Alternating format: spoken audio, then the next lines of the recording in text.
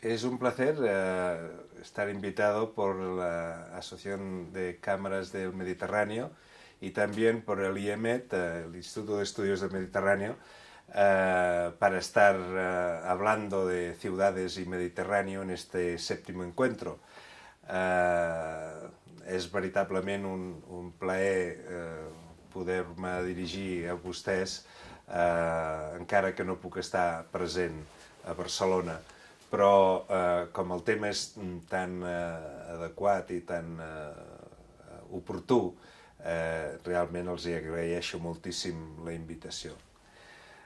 We are in the United Nations now in a year where a lot of the debates have been around the issue of development.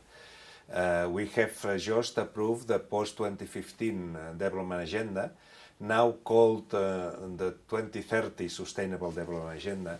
And in fact, this process has been a review of the efficiency of the Millennium Development Goals, which have tried around the world since the year 2000 to increase the pace of development.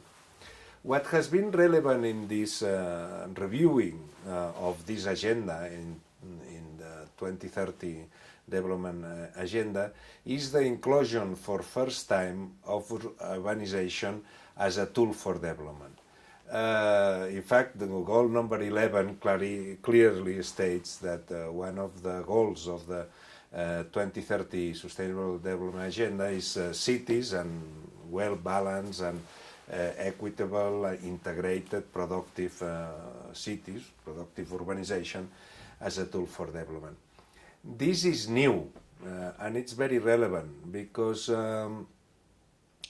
if we look at the theory of development in general, we will find that the bigger consensus about development probably now, once the Washington agenda it's in a way being reviewed in several occasions, the consensus in development probably now will be around infrastructures, energy, and perhaps human capital. Let's say that this probably, if we ask a development specialist to rank the main concepts, these three or those three would be the ones chosen by most of the development specialists.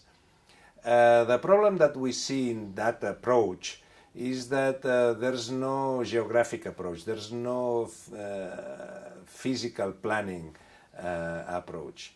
And since the 1990s, geographic economy, Paul Krugman, and in fact his own Nobel Prize about geographic economy, established quite clearly the relevance of geographic analysis to development.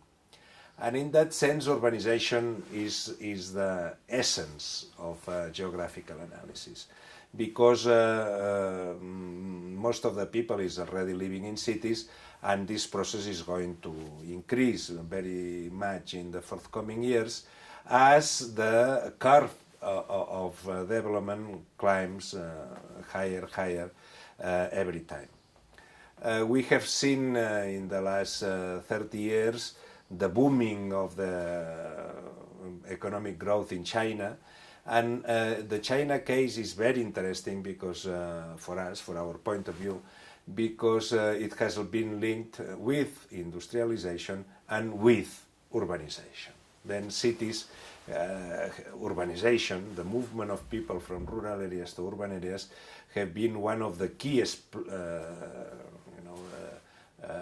factors of the Chinese increase of prosperity, which has been, by the way, the most rapid one seen in planet Earth in our human history, because more than 600, nearly 700 million people have gone out of poverty thanks to this massive change. And I think that what we can try to analyze also is what this means for the Mediterranean. In the Mediterranean context, we have seen a huge and relevant facts in the last years. We have seen the Arab Spring, we have seen the conflicts related with the post-Arab Spring, we have seen also in the Middle East the eclosion of war in Syria, and lately with the lateral effects of migrations, which represents really a very important factor of transformation in the Mediterranean. And at the same time that we are being affected also in Europe, mainly in Europe, in this Mediterranean concept, the crisis of the post-2008 Great Recession, we are seeing how the southern European countries are especially affected by that crisis.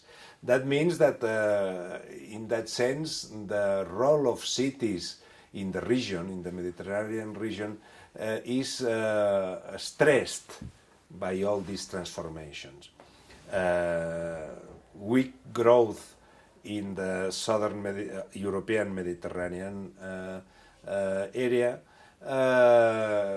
social conflict in North Africa, and then war in the Middle East. Well, that is a challenging situation. And if we add to that the effects of migrations, as we have seen in Italy, Spain, Greece, Turkey, we are really in a very complex situation. The issue here is how the essence of urbanization is reacting to this reality. And for me, one of the most important common denominator of the zone is the weakening of municipal finance. The demand for services that all this crisis is placing at all level of municipal development, it's stressing the capacity of the financial and the fiscal capacities of local authorities, both in the north of the Mediterranean basin of the Mediterranean and in the southern basin of the Mediterranean. And I think that, of course, as we are in a period where the fashion has been, or the predominant development theory has been related to the diminishing of taxes and the increase of liberalization of the economy and the openness of the markets and the diminishing of the protective measures, altogether this set of measures has created a final resultant, a final vector, which is really very stressing for local authorities. I think that what is needed now is a very deep and profound review of this situation and a renewed dialogue between the central governments and local authorities in order that local authorities are not left alone with all these problems when at the same time it's weakening income. I think that if we still believe in the social model of Europe, in some kind of efficient welfare state, and in the capacity of cities to integrate migrations, and at the same time that we integrate migrations, to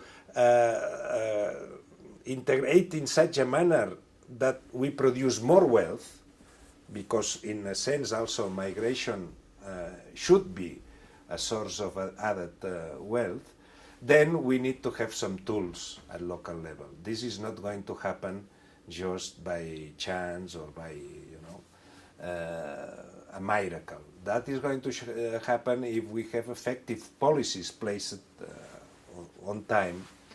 And in that sense, what is very much incompatible is to stress the local finance by shortening its resources and at the same time increasing the demand of services.